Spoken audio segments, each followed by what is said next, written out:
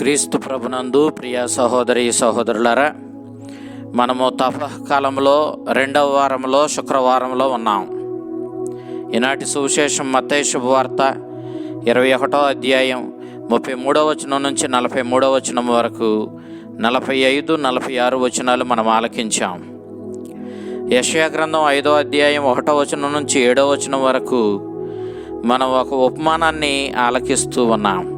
యేసుక్రీస్తు ఆ ఉపమానాన్ని మరింతగా అభివృద్ధిపరచి మనకు అర్థమయ్యే రీతిలో వివరించడాన్ని మనం ఇక్కడ చూస్తూ ఉన్నాం. ఒక భూస్వామి ఉన్నాడు. యజమాని ద్రాక్ష తోటను సిద్ధం చేసి ఆ ద్రాక్ష తోటకు చేయవలసినటువంటి అన్ని ఏర్పాట్లు చేసి అది ఫలాలనిచ్చే సమయంలో ఏ విధమైన ఫలాలు ఇస్తుందో చూచాడు. కానీ ఆ ద్రాక్ష తోట అతనికి తీయని ఫలాలకు బదులుగా పుల్లని ఫలాలను ఇచ్చింది. ఈ అడవి ఫలాలను అతడు చూచి చాలా బాధపడ్డాడు. ఇక్కడ ఈ యజమాని దేవుడే, ఈ ద్రాక్ష తోట ఇశ్రాయేలు ప్రజలు. అయితే క్రీస్తు చెప్పినటువంటి ఈ ఉపమానంలో కౌలుదారులకు ఈ ద్రాక్ష తోటను యజమాని అప్పగించాడు. ఇక్కడ కౌలుదారులు ఇశ్రాయేలును నడిపిస్తూ ఉన్నటువంటి ప్రధాన అర్చకులు, మత పెద్దలు, రాజకీయ నాయకులు. ఈ నాయకులకు ఆ ద్రాక్ష తోట అయినటువంటి ఇశ్రాయేలు ప్రజల్ని తన బిడ్డలని అప్పగించాడు. అయితే ఈ కౌలుదారులు ఆ తోట నుండి వచ్చేటటువంటి ఫలాలను సేకరించాలి. వాటిలో ఆ యజమానికి ఇవ్వవలసినటువంటి కౌలును వాళ్ళు అప్పగించాలి. ఇది ఒక ఒప్పందం, నిబంధన. ఇక్కడ కౌలుదారులు అప్పగించవలసినటువంటి ఆ కౌలేమిటి అనంటే ఆధ్యాత్మిక అభివృద్ధి. దేవునికి ప్రాధాన్యతనిస్తూ ఇశ్రాయేలు ప్రజలు జీవించేలా వారిని ఎగద్రోయాలి.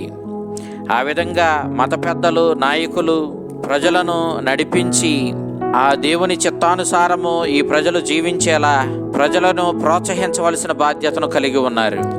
సరే, కౌలు తీసుకుని వెళ్ళవలసిన సమయం వచ్చింది.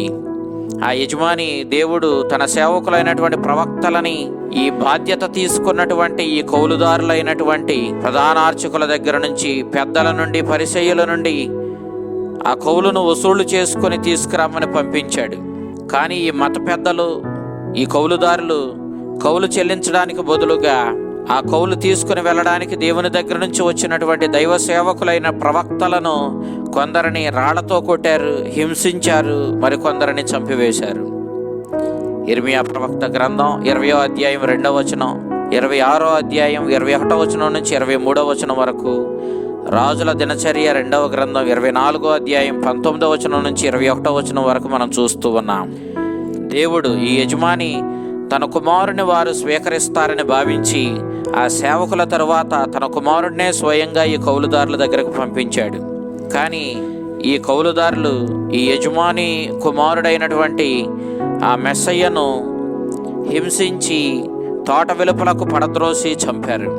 ఇక్కడ తోట వెలుపలకు పడద్రోసి చంపడం యెరూషలేము వెలుపలకు ప్రభువుని తీసుకుని వెళ్ళి సిలువ వేసి చంపడాన్ని సూచిస్తూ ఉంది. ఈ దొంగ మత నాయకులు, పెద్దలు బాధ్యతను విస్మరించి తోటను తమ స్వార్థానికి వాడుకోవడం ప్రారంభించారు. అప్పుడు వాళ్ళు స్వయంగా తన కుమారుణ్ణే వాళ్ళు చంపివేశారు. కాబట్టి ఆ దేవుడు, ఆ యజమాని వచ్చి ఈ కౌలుదారులను ఏం చేస్తాడు అని ప్రభు పరిసయ్యుల్ని, పెద్దలను, అక్కడున్న వారిని ప్రశ్నించాడు. అప్పుడు వాళ్ళు ఈ దుర్మార్గులైన కౌలుదారులను అంతమొందించి వేరొకరికి అతడు తన తోటను కౌలు అప్పగించే బాధ్యతను అప్పగిస్తాడు అని చెప్పి వారు సమాధానం ఇచ్చారు.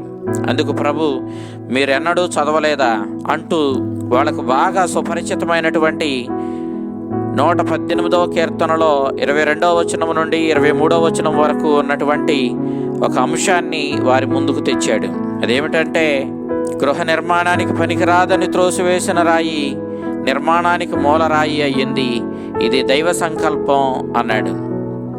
అంతకుముందు ఆ కీర్తనలో కీర్తనకారుడు రాయిగా మారినటువంటి వాడు ఈ విధంగా చెప్పాడు, నేను చనిపోను, జీవించే ఉంటాను, ఆ దేవుని కార్యాలను శ్లాఘిస్తూనే ఉంటాను అని చెప్పి 17వ వచనంలో 118వ కీర్తనలో పలుకుతూ ఉన్నాడు. ఇది యేసుక్రీస్తుని అనగా దైవ కుమారుని, ఆ యజమానుని కుమారుని యొక్క పునరుత్థానాన్ని సూచిస్తూ ఉంది. ఆయన హింసించి చంపబడినా అతడు మరణించడని, అతడు దేవుని కార్యాలను శ్లాఘిస్తూనే జీవంతోనే ఉంటాడు అన్న విషయాన్ని ప్రభు అక్కడ గుర్తు చేస్తూ ఉన్నాడు. ఈ ఉత్థానం, ఈ క్రీస్తుని ఉత్థానం ఒక గొప్ప మార్పునకు కారణమవుతుంది.